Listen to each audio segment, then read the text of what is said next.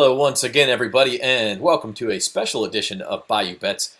I'm Zach Ewing with Gabe Henderson. This is the World Cup 2022 special edition, looking at all the odds for the world's biggest and most famous sporting event. Gabe Henderson, we just hired him. I didn't hire him because he's a soccer fan, but I'm just going to say it didn't hurt his chances. Because as you saw yesterday on Bayou Bets on our Thursday edition, Jim Derry, major strike against the man is that not only is he not a soccer fan, he doesn't seem to respect the beautiful game, Gabe. You know, he'll come around. That's what I've learned is a lot of people. It's one of those sports where if you're going to get into it, you have to dive into it fully. And once you do that, you can't get enough. Yeah, It took me Jim's a little old though. longer, but You can't teach Jim new tricks. yeah. I wish I shared your optimism. Cicely is here. She says Deutschland. By the way, if you're on Twitter, we cannot see your comments. So if you'd like to comment on the show, we will respond to them live. But go on over to the Bayou Bets YouTube page for that. So you can feel free to watch on Twitter, but we will not be able to see your comments there. Gabe, we're going to go through probably over the next 20 minutes or so the World Cup odds, both for the favorites, for the whole tournament, the long shots, the Golden Boot. We'll take a look at Team USA, and we'll go through group by group of each of the 8 groups. Real quick, want to let everybody know we are brought to you by Caesar Sportsbook.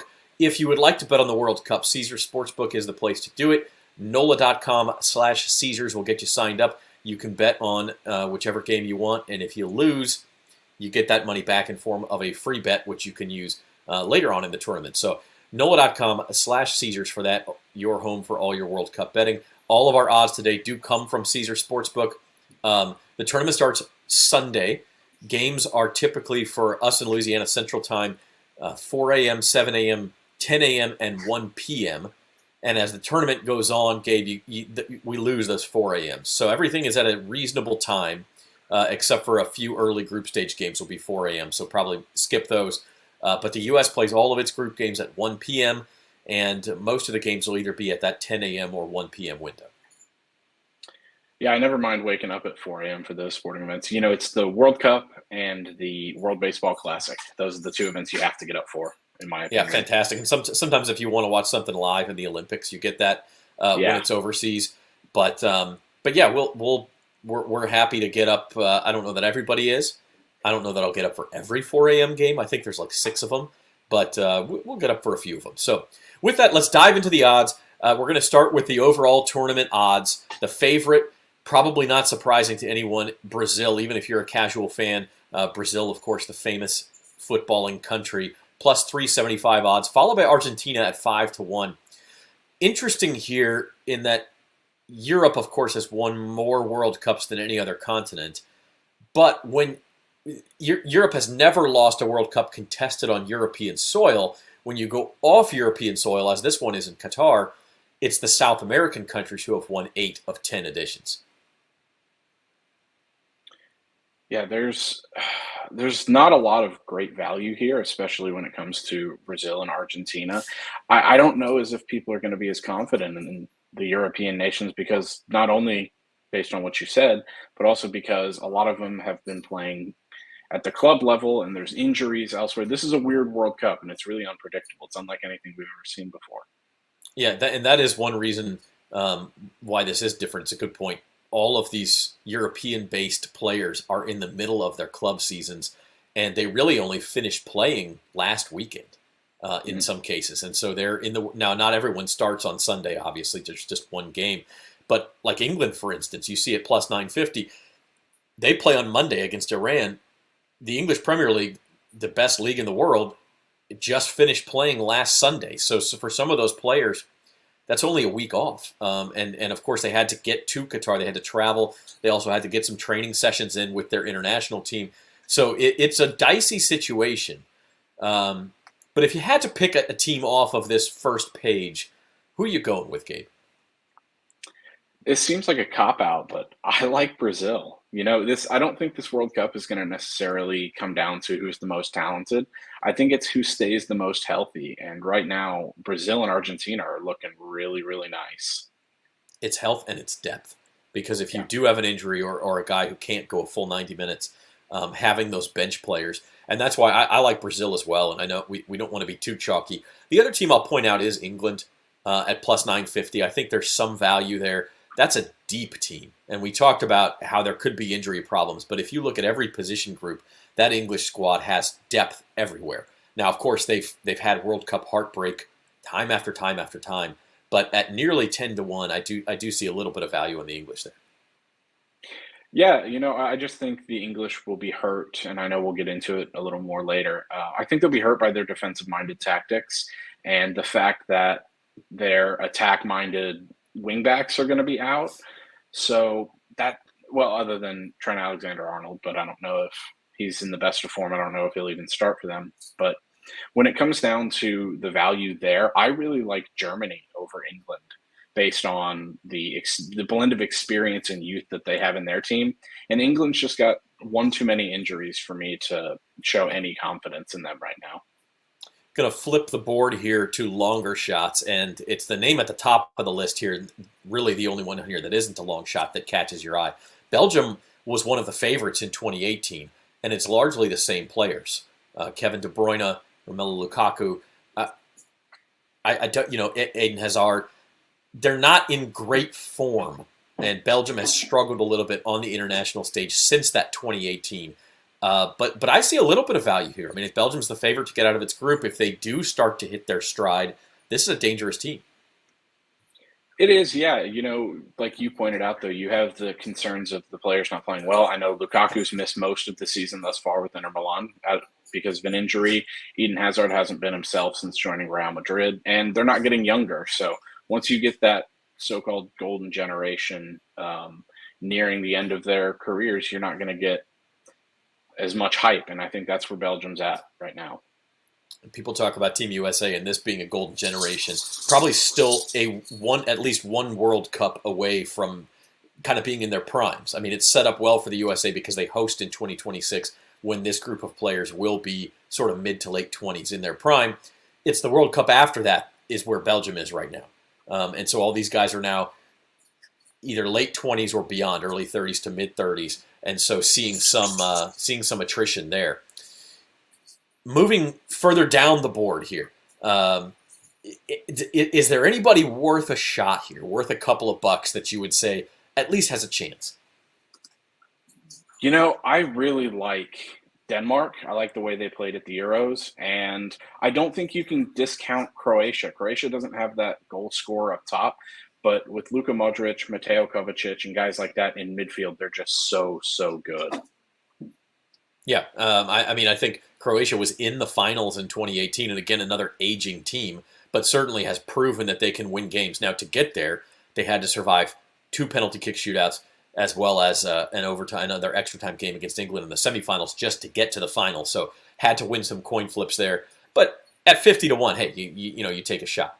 All right, we want to go through group by group as we are here on the Bayou Bets Special World Cup edition. Odds for Group A. We're going to start here. That's where the tournament starts. Games are kind of in order. You go A through H, and then everyone plays their second game, A through H, and then their third game. This starts Sunday with Qatar against Ecuador. So what we have is odds to win the group, then another line of odds to advance from the group, and then finally just the first games being played and what the three-way line is there for each team to win or for the draw. So you'll see a solid favorite in most groups, Gabe, and here it's the Netherlands at minus 225. Not a lot of people talking about the Dutch, and they got kind of a nice draw here. I mean, they're clearly the favorites in this group, and then possibly facing like a USA or Wales in the second round. And so the Dutch are talented. What do you think of them? This is a redemption tour for the Dutch. Like we've talked about with so many other teams already, you've got all the young stars on this team. You've got the Matthias de Ligts, the Frankie de Jongs, and then you've got Virgil van Dijk, who's one of the best center backs in the world, if not the. So I really like the Dutch. I think they're a solid team, and I think they've got a point to prove this World Cup. With Sadio Mane out for Senegal, I think the Dutch are easily the best team in this group, and I think it's essentially them, and then there's a gap between the next three teams. Yeah, and as for the hosts, Qatar, this is their first World Cup, and a lot of people think they're outmanned. I don't think they're the worst team in this field. I mean, we'll get to a couple of other teams. Saudi Arabia, Costa Rica, I think, are probably below Qatar's level. So a chance maybe for the host to stun people, because after the Netherlands, like you mentioned, Sadio Mane out for Senegal, Ecuador sort of unproven. I mean, I would say Qatar, especially if they could find a way to get a result on Sunday against Ecuador, they've got a chance to get out of this at those plus 350 odds. Yeah, absolutely.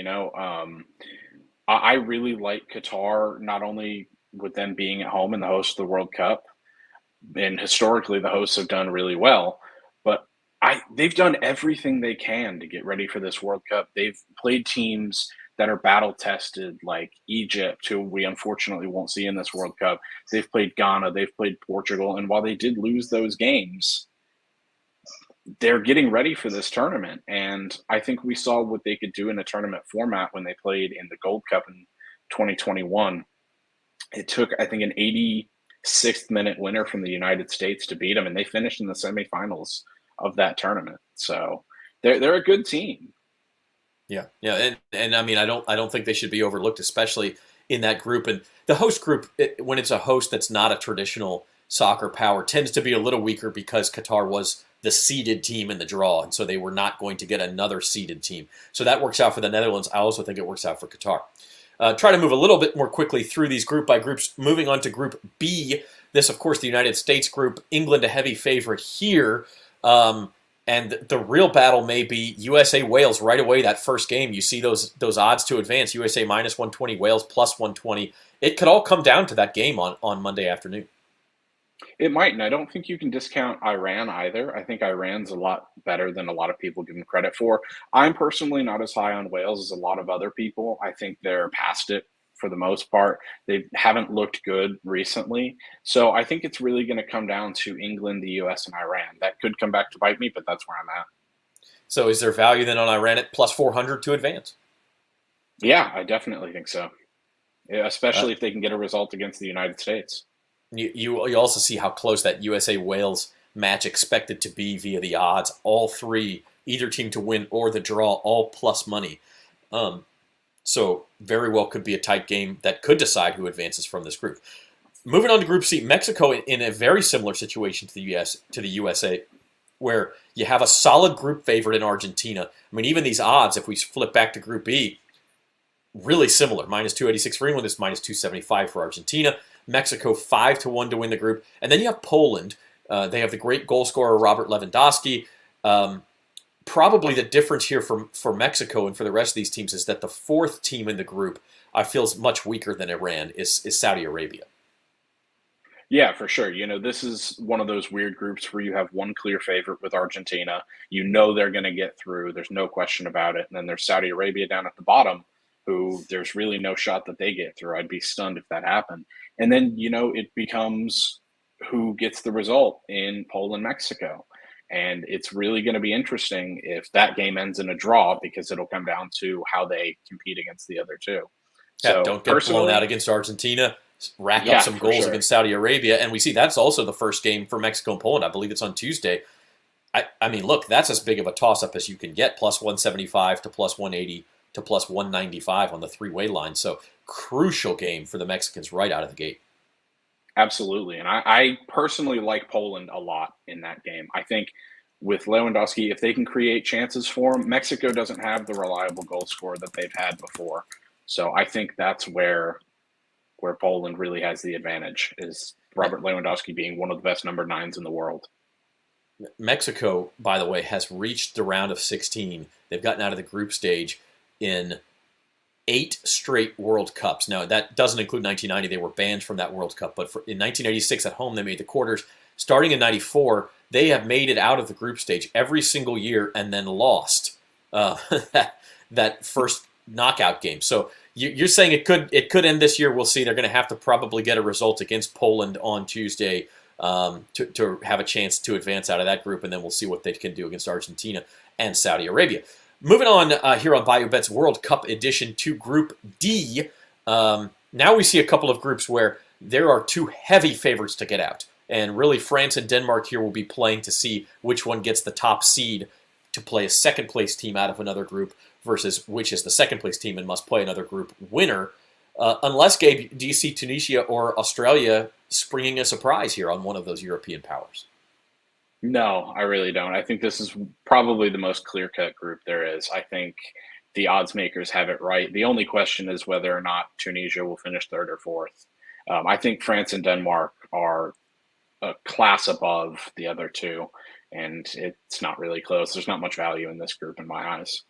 And if there is, possibly Denmark to win the group at plus 250. I mean, because if France and Denmark, I believe they play the final game, if they're both through, could be a huge advantage if Denmark were to have a goal difference edge where they would get through in a draw. So For sure. I think there may be a little value at them plus 250. If Tunisia is going to have a chance, they have to get a result against Denmark in that first game. Group E, pretty similar situation here. Spain and Germany, oh my gosh, it's a group of death. And then, well, Japan, okay, and then Costa Rica, possibly the weakest team in the field. Costa Rica had a very good run in the last two World Cups. In fact, in 2014, made it all the way to the quarterfinals. But this is that same generation, just severely aged. Little surprised they even made it to the World Cup. And so Spain and Germany, I mean, at this point, you're kind of just trying to rack up goals before that final group stage game so that you can get the group championship with a draw. Yeah, absolutely. And I think there's some value here in Germany to win the group. I think Germany's a lot better than people are giving them credit for, especially with Hansi Flick as their manager. Spain's got a lot of great young players, though. But keep an eye on Japan. Japan could play spoiler in this group. They're a lot better than people give them credit for. You remember they gave Belgium problems in the 2018 World Cup and almost knocked Belgium out. So I think Japan's a scrappy team. I think I'm not going to predict that they do get out of the group, but I wouldn't be shocked if they did. So that is Group E. We move on to Group F.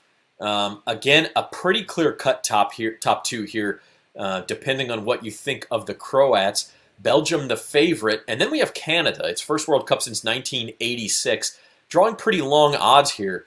Speaking of scrappy teams, though, Gabe, Canada, they can compete. Canada was playing really well in the World Cup qualifiers, and I think it's really unfair to them to give them plus 1,400 in this group. I think they're a better team than Morocco, especially with all the coaching changes and all the drama that's gone on around the Moroccan national team over the last year or so.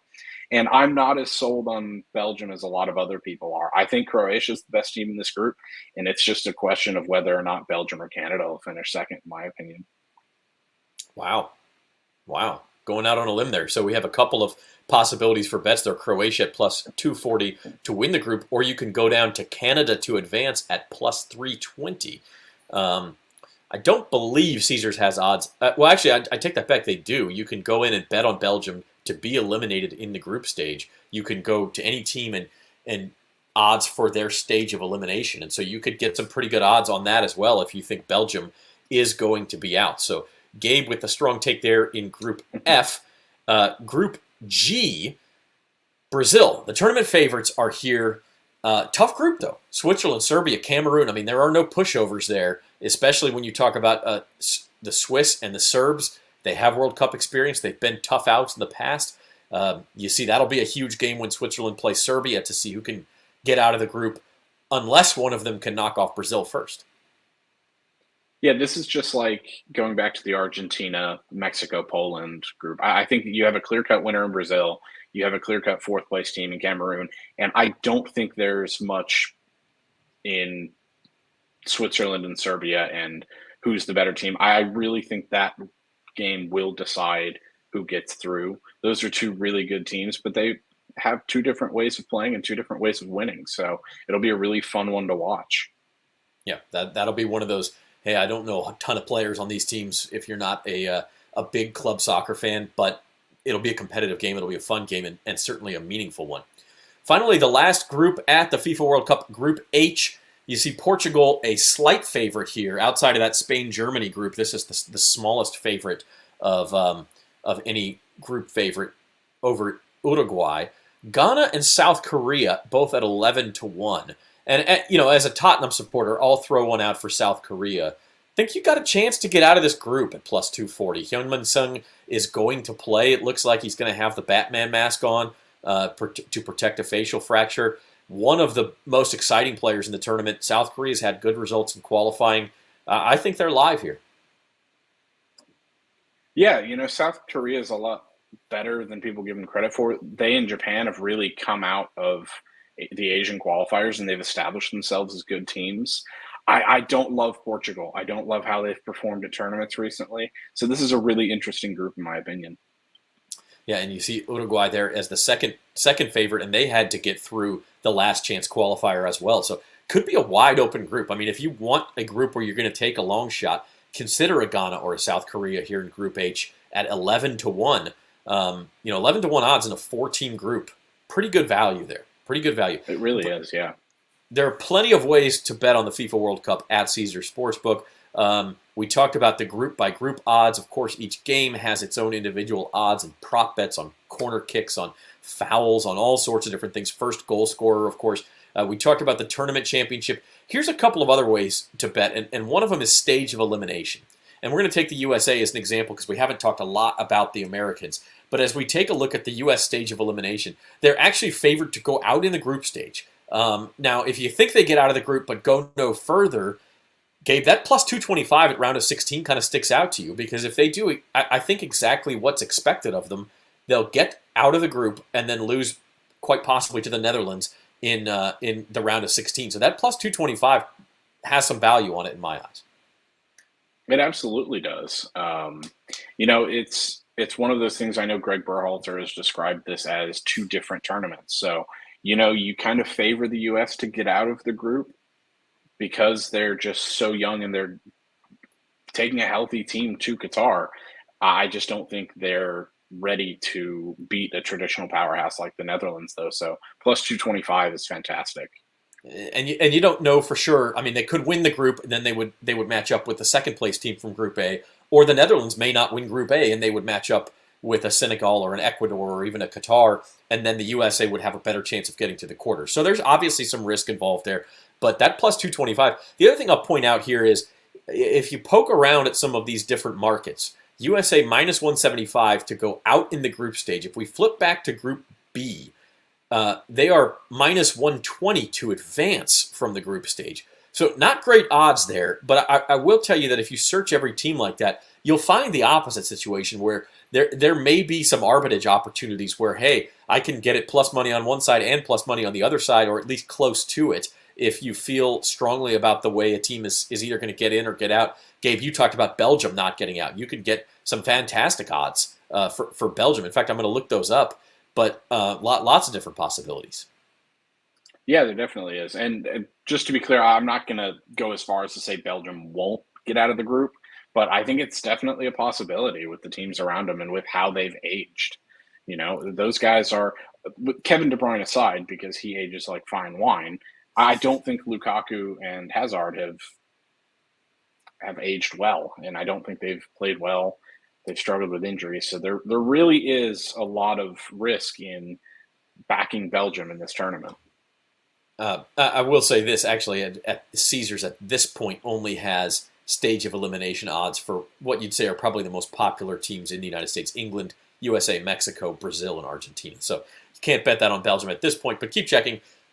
Those things may come up. Another thing you can do is bet on a team to reach a certain stage. So we'll show you quarterfinals. Here are odds to reach the quarterfinals. And to do that, you have to get out of your group and you have to win at least one knockout. Now, this is quarterfinals or better. So you see some teams, Brazil, Argentina, France, heavily favored to do that, to get into the last 8. There are 9 teams listed on the chart here down to Belgium with slightly better than even money odds to reach the final 8. Then the switch kind of flips. Denmark's the next team at 2-1. USA and Mexico plus 450 and 500 respectively at the bottom, Gabe. I love the odds on Denmark there at plus 200. And keep an eye on Uruguay too. At plus 240, they've got 2 great goal scorers. So, if it comes down to goal difference, they could make some noise. And we talked about Uruguay in Portugal's group. If Uruguay could win that group, they would match up with a second-place team, maybe a Switzerland or a Serbia in Group G, and so very possible for Uruguay to make the quarterfinals. In fact, if you take away the 6 tournament favorites, the only team left in the field that's ever won a World Cup before is Uruguay. Now, it was 70 years ago, 1950, they also won the 1932 World Cup. But that pedigree matters. I mean, some of those players feel that the gravitas of putting on the Uruguay jersey, those striped sky blue and white jerseys. And when you get into a pressure cooker situation, that matters a little bit. Absolutely. And, going back to talking about the potential matchups, when you get to like Uruguay against Serbia, that if you like goals and you want to get into soccer, if you're one of those people who says no scoring so boring, you watch those two teams. You've got four excellent strikers in Darwin Nunez and Luis Suarez for Uruguay and Dusan Vlahovic and Alexander Mitrovic for Serbia. That is a dream matchup for me. I absolutely love that. And that really does become a war of attrition. And both of those teams have great odds to reach the quarters. So would be great. Would be great if we could get that. Now that would take a few upsets in the group stage, but we could do it. One thing we haven't talked about is the Golden Boot market. The Golden Boot for the tournament high scorer. And now oftentimes there are ties. The tiebreaker, I believe they actually changed it this year. It used to just be assists. Now it is non-penalty goals followed by assists. And so it does help to have, number one, a player whose team is likely to go deep in the tournament. You play more games, you score more goals. And number two, a guy who takes his team's penalties. Because you do tend to rack up 2-3 goals during the course of the tournament that way. Anytime there's a foul in the box, he'll take the penalty kick. Now, if non-penalty goals is the tiebreaker, that lessens just a little bit. But all of these guys you see at the top, Harry Kane, Kylian Mbappe, Lionel Messi, Neymar, they're all going to be their team's penalty takers. yeah, and that definitely helps. Harry Kane won the 2018 Golden Boot that way because England didn't score a ton of goals, but they earned a lot of penalties and he took them. I think there's excellent value here, though, with Karim Benzema.